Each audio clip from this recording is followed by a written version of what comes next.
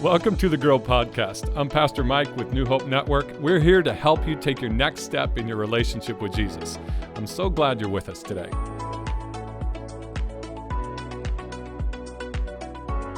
What's up, New Hope family? Welcome to the Grow Podcast, episode 92. My name is David. As always, I'm very glad that you're with me. And with me here at the table is Pastor Mike, like you are every David. single time. You've done 92 episodes of this now. I have not. Did I miss one or two? Two? So this is 90 for me. 92 for you. As always, you're a few years ahead of me there. You're just a couple years older Way to than make me. an old age reference. You're just there. a couple years. Someone on staff today said that you looked old. Yeah. So they no longer work here. Yeah. But Happened to be maybe the youngest person on staff who was making that. Was that the youngest person on Yeah. staff? Well, now everybody can figure out who Yeah. it was. We have such Yeah. a young staff. It's Yeah, it is. hard to determine who Pretty sure. the youngest person on staff is. Who's the oldest person on staff? Should we say? I'm not going to say We're not going that. to say because it's not you. No, Okay. it's not me. It's Michael Beers. Nope. Who's the oldest soul on staff? Oh, that's a good question. See, Yeah. I could get myself in trouble there, though, too. I feel like that one's safe. Yeah. I feel like I've been like an angry 60-year-old man yelling at kids to get off my lawn since I was like 12. So I think I'm in the mix. You'd be in the mix. Michael's in there. See, is old soul a negative thing, though? I don't think so. I think old soul is a positive thing. I You think know? I think Hattie has an old That's what I was soul. going to say. Hattie's got kind of that Just- soul of wisdom. And Ooh, soul of wisdom. Yeah. That's notice how he didn't say that I have a soul of wisdom. oh, you've already defined your old soulness. I'm not going to go there. I feel like when she one day gets there, Hattie will do very well just being like the grandma who just sits at home and reads and bakes. Yeah. She's already got the baking Passes down on too. pearls of wisdom Exactly, to her grandkids. Yeah. I'm surprised she's not named Pearl. It would be a better fit, Grandma Pearl. That's a classic. That was my grandma, Midwest- actually. Your grandma was actually Grandma Pearl. Grandma Pearl. That's a classic grandma name. Pearl Score. Well, her maiden name was Pearl Coon. Pearl Okay. Coon. Yeah. Kuhn Yep. or Coon. C-O-N. One of my best friends growing up. Lived in a sod house just north of where we are right now. Oh, really? When she grew up, just north of where we are now. Yeah. Wow. Little sod house. Can you imagine living in a sod house in the winters in North Dakota? Approximately when was Grandma Pearl born? Oh, Just approximate. Within 10 or 15 years. I'm horrible at Like that. I will early get myself- 1900s? Oh, yeah. Man, Yeah. what a So terrible place to live in the early 1900s in a sod house. She lived about 80, and I'm going to get in trouble if family are listening to this because I don't remember this. And she passed away in 87, if I remember right. So early 1900s. Wow. Early 1900s. Yeah, that would have been a rough time to live here. I Yeah. feel like. But you think of how much change she would have seen, Yeah. from growing up. Did she live here her whole life? She grew up here when my parents got married and lived in Minnesota. She Okay. and my grandpa moved to Minnesota. My grandpa worked on the railroads here in North Dakota, so they were all over the place when he was sober, which he wasn't often. Yeah. So they moved to Minnesota. That's where my grandpa passed away. And then when we moved to Montana in 79, 80, she moved with us Okay. until she was struggling health-wise. Then she moved back here and passed away here. Actually, she's buried just north of here in Wild Rose, North Dakota. Yeah. That's cool. I was thinking about that just today, even Mr. Miles, who's a very important person in my life. I think he was 93, just passed away. And he's kind of like a proxy grandparent to me growing up. And with my only living grandpa was down in Arizona. And so there were like grandparents' day at school a couple times he filled in. But he was just like just this incredible man. But I was reading his obituary, and he was born in, I think, 1931. I want to say it was. I'm like, or maybe it was somewhere around there. I can't remember exactly. I'm just like, imagine the just insane changes in the world that he saw. He lived through World War II. He lived and was like old enough to remember. I mean, I'm just like, man. Like, to the space shuttle, Right. to the demise of the space shuttle, to podcasts with Yeah. me and you here. It's just crazy. It's changes. it's just a wild thing. I don't know. I don't really want to think about what it's going to be Yeah. if I live to 93. It's a scary thought. Changes. Yeah. Well, Yeah. if you're assuming that you are joining us the week that this comes out, I have a hair in I got it. I think it's one of my cat's hairs that must have been on my jacket. If you've been joining us on the video podcast, we've been going for about 5 minutes, and every time Pastor Mike's been talking, I've been picking at my tongue, trying to get this hair out of my mouth. So please don't join us on the video. Yeah. So if you haven't checked out the video podcast yet, this tells you that it's live. Most people would go back and 4K. We just keep going. Yeah. You get a great look at it. But anyway, no matter what.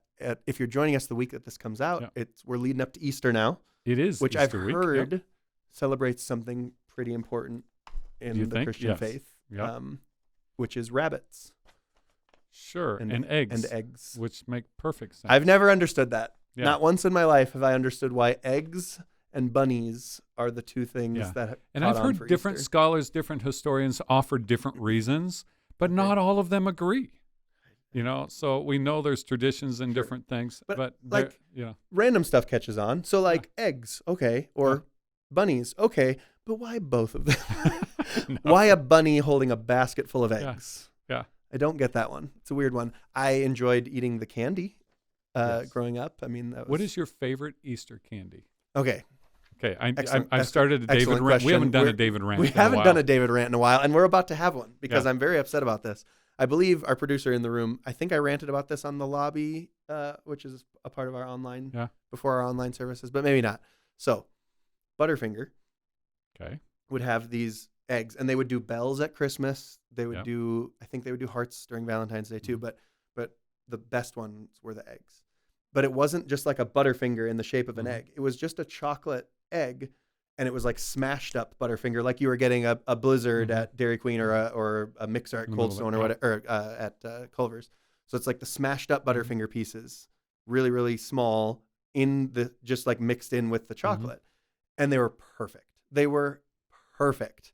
And they're gone, and I'm furious. Oh, they don't make them? No. Really? And whoever was responsible for that decision, I would like to have a conversation with. I'm very upset about it. They were so delicious. And the Reese's terrorism has taken over the candy aisle. It's like what Oreo's done to the cookie aisle. You walk in the cookie aisle, it's 700 boxes of Oreos. And a million different kinds of chocolate peanut butter, whatever it is. Yeah. Different shapes, different sizes. It's Reese's chocolate everything. Peanut butter is a brilliant Reese's is incredible. Yeah. Reese's is incredible. I'm not asking Reese's to go away, but I'm asking them to share. Okay, Reese's. David rant. We got that one. That would be my. I mean, I loved jelly beans as a kid, and nowadays there's like a million different kinds of jelly beans. When Joanna and I first got married, it was like our tradition that every year we'd go to Target and we'd buy a new bag of jelly beans that we'd never had. Yeah. So like when the first year the Starburst ones came out, which were incredible, but then like Nerds did jelly beans, so we would always just buy one bag of jelly beans that was new. So those were always good. What was yours? And Brock's jelly beans. Sure, that's what we had always. It's the only time of year I'll eat because I'm a big Jelly Belly fan. But for Easter, Brock's jelly beans. I didn't know that was allowed in your jelly bean religion that you have with Jelly Belly, and especially the black ones and the red ones. Well, the red ones are incredible, but my mom loves licorice, so the black jelly beans were right up her wheelhouse. But I think we didn't get a lot for Easter. We would just have like a little basket that would kind of be just like at our place at the table on Easter morning. I think when I was really little, we might have done some just. We always hid ours for the kids. We didn't do anything super extravagant, which I was fine with. My parents were really focused on Easter being about what Easter is really about. So it was more just like here's some candy. Let's celebrate Jesus. And I was like, that works for me. I like both of those things. But she stopped She would like pick through the jelly beans to make sure that there weren't black ones in the egg that she would fill with I believe the Brock's jelly beans. Because you wouldn't eat them? Well, I think it was supposed to be nice, at least at the time, I thought it was supposed to be nice for me. And then I think back and realize she was just taking her favorite flavor out. I really hope she's listening right now. Yeah, but I want to hear the real story. Those were classic. I always was weirded out by and we're going to talk about the cross here in a minute. Yes. I was always weirded out, and maybe this will be a good transition into what we're actually going to talk about 10 minutes in. The like chocolate crosses. Yeah. And you're like, let's eat this chocolatey torture device. Delicious. Isn't it odd? And that's Easter. The cross has become the symbol of the Christian faith. Yeah. But it's arguably the most horrific torture device, execution device ever invented by any human being. There might be others. Again, it's arguable. But it's certainly up there. It's certainly up there. It was designed to be a slow, torturous death. We read about Jesus dying in a few hours. Most people who died on the cross, it took them days. And that's where even over the weekend, and I've talked about this often, it was so bad that the Romans invented a new word to describe it. It's the word we get the word excruciating from. It means out of the cross. It's that kind of pain out of it. But, the first Christians did not think positively about the cross. No. Well, and that the Romans didn't invent crucifixion. They may have kind of like how they perfected. Yeah, like historians will say they didn't invent it; they perfected it. And they would use it as a terror device. Yep. The siege of Jerusalem, which I believe we touched on in our, even though it was technically after the New Testament, but anyway, during the siege of Jerusalem, like about 70-ish AD, they crucified something like 2,000 of the rebels that they had captured, just all lined up around the parts of the walls that they hadn't captured yet, facing the city, just as this is what's waiting for all of you. And that was pretty common. Alexander did that a lot during his, and he did it to some of his own generals. The Carthaginians did a lot of it. It was horrifying. So you wouldn't we talk about the Roman roads as being this incredible wonder of the ancient world, because it was kind of the internet of the day, these amazing Roman roads. Yeah. But it was very common. They're still there. I've walked the Roman roads. It's insane. Several of them. Yeah. It's incredible. But it wasn't uncommon for you to travel the Roman roads and them to be lined with crosses with people hanging from them. Yeah. And it's kind of, we wear it. People wear it as earrings, put it up on the walls or whatever. Can you imagine, hanging pictures of electric chairs up on your wall, or an earring, a symbol of a lethal injection, or in church, on the back wall of the church, we have big nooses. It's that kind of thing. Yeah. And what's amazing, though, is God took this instrument of execution and death and turned it into a symbol of life. Now we see it, and we see it wherever it is, buildings, cemeteries, clothes, jewelry, tattoos, wherever. And we see it as a symbol of something good. Yeah. But yet it ultimately points to the horror of sin. Yeah. Is really what it points to. So we're going to talk more about the cross in a second. Random sidebar. Sure. The Jesus fish. Yeah. How much do you know about that? This is just me as a history person who's curious. The Jesus fish. Yeah. Not, I haven't dug into it. There's a whole lot of people know a whole lot more than me. I would like to.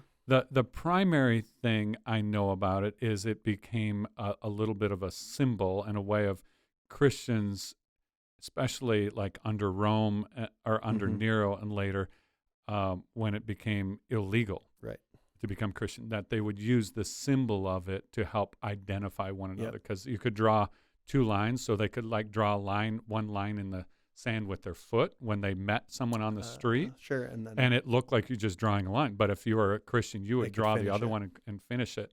So it was kind of like their secret code of we're both Christians and we aren't going to out each other here. The reason I ask is because, like you were saying, the cross, without question, is the symbol of the Christian faith, the main symbol that identifies the Christian faith. But they had a symbol that they used in the early symbol church, they used. The persecuted church. And it's just, I'm sure people have researched why that went away, that kind of thing. Because and part of that is because of most of the people who were the original disciples were fishermen. And so it was kind of a symbol of them. Sure. And that's not entirely, but that was part of the symbol. And then what did Jesus call them to do? To go be fishers of men. Yeah. That's very cool. Yeah. So back to the cross. Sorry for my sidebar. No, that's a good one. Thank you, Pastor Mike. Why did it have to be a cross? Why couldn't he have just, been? I'm trying to think of a nice way to be executed, but I'm really struggling to find one. But why the cross? Why this horrible, torturous device that struck fear into the people. There may be some people who would argue with me. I don't know that it specifically needed to be the cross, although the symbol of it is incredible. Yeah, because you have the vertical pointing to God and the horizontal of the arms of Jesus spread out, and Jesus is at all of the crossroads, the intersection of human. There's so much symbolism, and God wastes nothing there. Yeah. What Scripture makes it clear is Jesus dying on the cross in such, and I feel like I'm overusing this word, but I can't think of a better word, such a horrific way, was necessary because of the horror of sin. And we've been following this thread all the way through Scripture. You know, the Scripture, our human history is a journey from garden to garden. And gardens in the ancient world were all about relationship. That's where you went to hang out. It's kind of like if you live in urban centers, you know, you go like Central Park or Golden Gate Park in San Francisco, Balboa Park in San Diego, you know, those kinds of things. That was the way gardens were in the ancient world, especially in the Middle East. I'd like you to pick one of our Williston parks as well. Sure. What's your favorite Williston park? You lose. It's Spring Lake Park is Spring the correct Lake. answer. Yeah. Spring Lake. There's one by our house, and I don't remember what the name of it is that we With go the baseball to. fields over there? Yeah. I can't remember. That's where the I should where know the that. Turkish food truck usually parks, Yeah, though. That's why I know. That's where Kylie and I go walk when the weather's nice. Sure, so, yeah. But the gardens represent relationship lost, and anytime you run across a garden in this, it points you back to this. Think of where Jesus was when he was arrested. He was in the Garden of Gethsemane. You know, where was he buried? He was buried in a tomb in a garden. You know, so there's this symbolism of everything happening here. We go back on the promises, the covenants. Abraham, one of God's covenant with Abraham, if you remember, go back and listen to it, is the walk of blood. Listen to that. Sin as a price. And what did God promise? That if we failed, he would pay the price with his blood. So the cross was God keeping his word to Abraham, which is, when we talk about the covenants and the suzerain, the vassal, that whole covenant, those things. And we've talked about all that.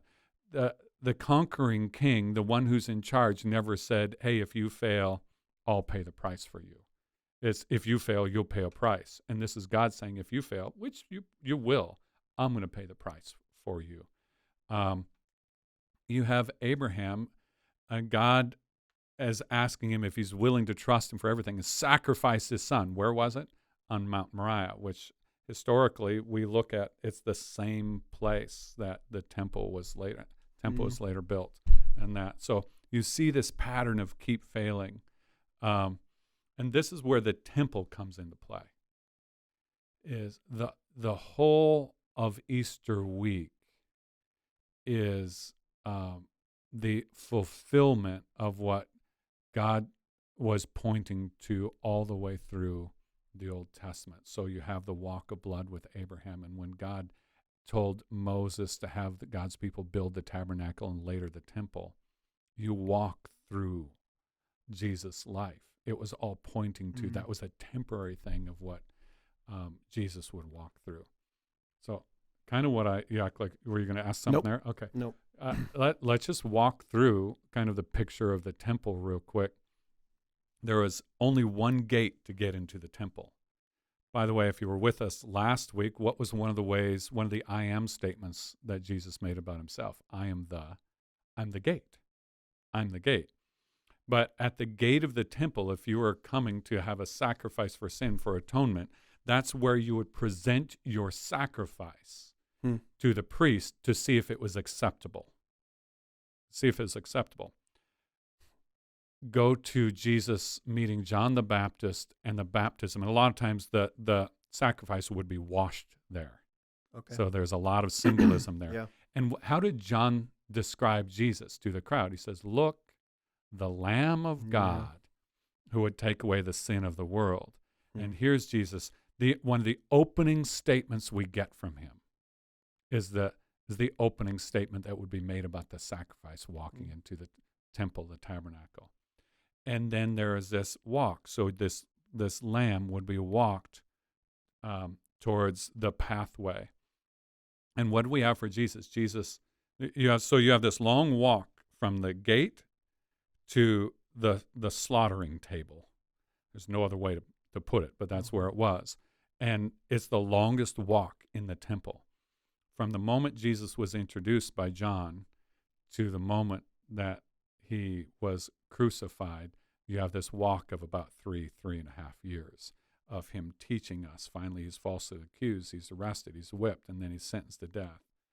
And it's interesting when scientists look at, and particularly physicians look at what it would have looked like for Jesus to go from the governor's palace where he was whipped to the place where he was crucified. He would have left a trail of blood the whole way. So this all is pointing back to this whole thing. And then he's taken to the slaughtering table. The slaughtering table is where the sacrifice is the throat is cut and the blood is drained. Isaiah predicted this. Isaiah 53 said, "Surely he took up our pain and bore our suffering, yet we considered him punished by God, stricken by him and afflicted. But he was pierced for our transgressions." You catch what Isaiah was saying there? He said, we considered him punished by our God, stricken by him and afflicted. So we look at him and we see, everybody looked at him and said, he must have done something to deserve this. But he says, but he was pierced for what?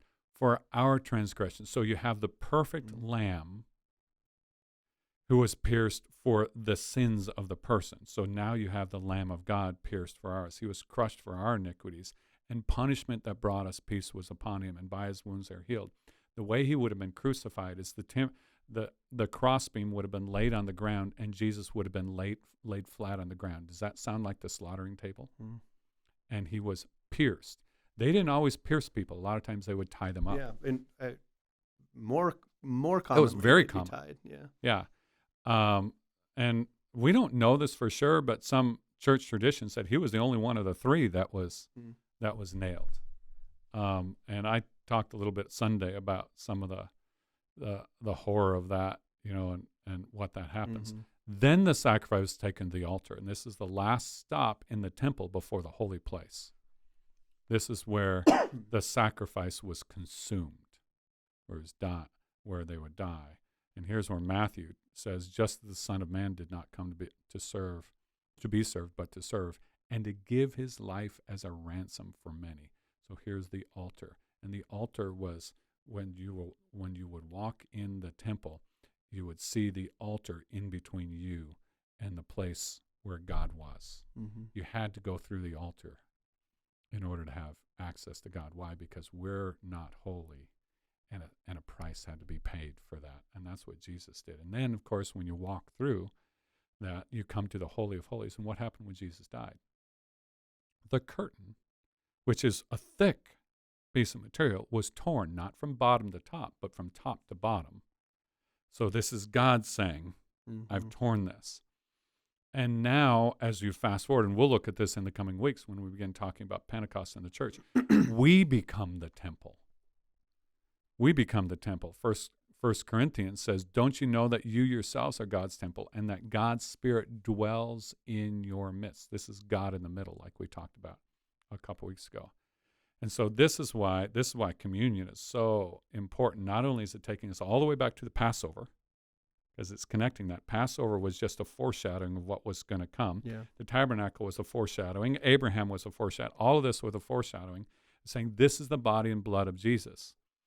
And it's to recognize the price that was paid so that we could be holy from the inside out. Sin demands a ransom. And sin costs. And sin did this. And we were in debt, and he paid that price for us. So the cross, one of the reasons it was so horrific is because it points to the reality that sin has a huge price tag and had to be paid in a way that paid for its huge price tag. As we, we're now getting to Easter and this part of the story as we've been going through this Greatest Story series. I always think about so Adam and Eve sin. Yeah. And they had this just incredible closeness with God that they'd lose.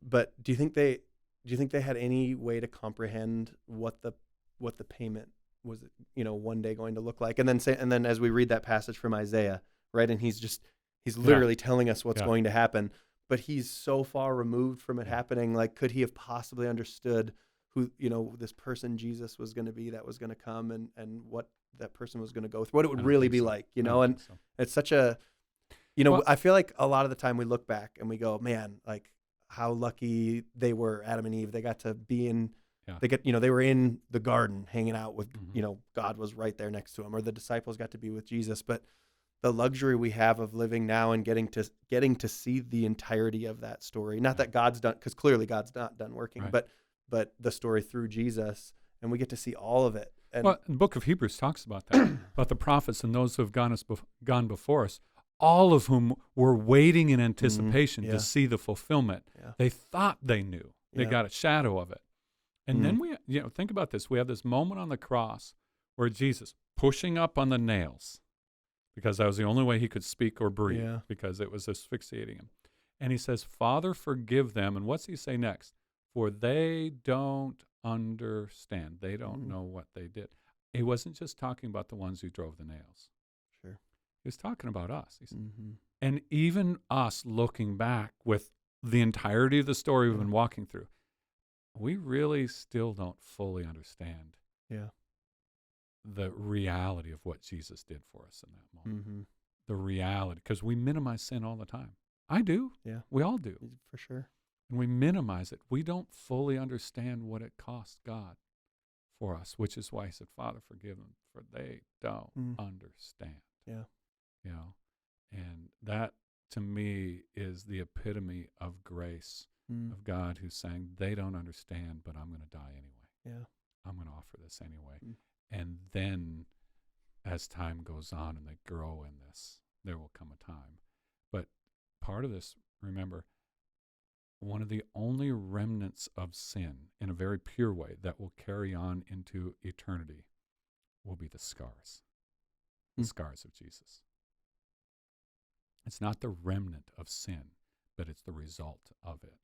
It says that we will see his piercing even on into eternity as an eternal reminder. Yeah, and that's why, and we talked a lot last week as well here on the Grow Podcast, but that's why Easter's so big. That's why it matters so much. That's why we make a big deal of it as not just, that's obviously it's not a New Hope thing. That's why the church, the Christian church, I think people call it like the Super Bowl of the Christian faith. I love Christmas. You know that. What? Yeah. But Easter matters more. Yeah. Yep. Yeah. Well, we are excited for Easter here at New Hope. Again, assuming you're listening to this before Easter hits, join us for Easter. Yeah. We're going to have 3 services at our Wilson campus. Is it 5 p.m., 5 right? o'clock on Saturday. 5 o'clock on Saturday, and then our normal times on Sunday morning. Our Tioga campus is regular time at 10:30. Regular time. You can join us online at our normal times on Easter Sunday, 9:30 and 11:15, which is the same as the Wilson campus. Be here for Easter. It's going to be an incredible day. And like you said, Let me put out an additional challenge. If you aren't able to make it to an in-person campus, don't watch alone, or even don't just watch if you have family with your family. Make it an event and experience. Invite people over. Maybe it's an Easter dinner. And if you can't do it on Easter, do it somewhere around there and put it up on the big TV and watch it join in together. Make it an experience. Easter was not meant to be just a solo kind of thing, but for us to experience this together. And our team will do their best to give it our best and our all. And I'm going to do my best to make sure that the why the resurrection matters is as clear as possible for your friends, family that need Jesus. But make it an event. Yeah. Make it an experience. And obviously, your Easter dinner is chicken and waffles like mine is. That's normal. Everybody does that, right? I think you mocked me.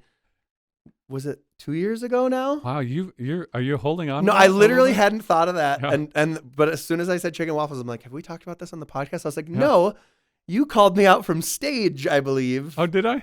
Like my first year working here. Maybe I didn't even work here yet, but I think I did. And you mocked me for my chicken and waffles.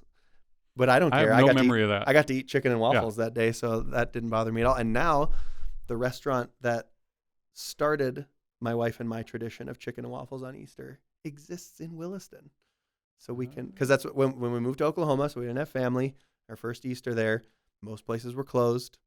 This restaurant called Slim Chickens was open.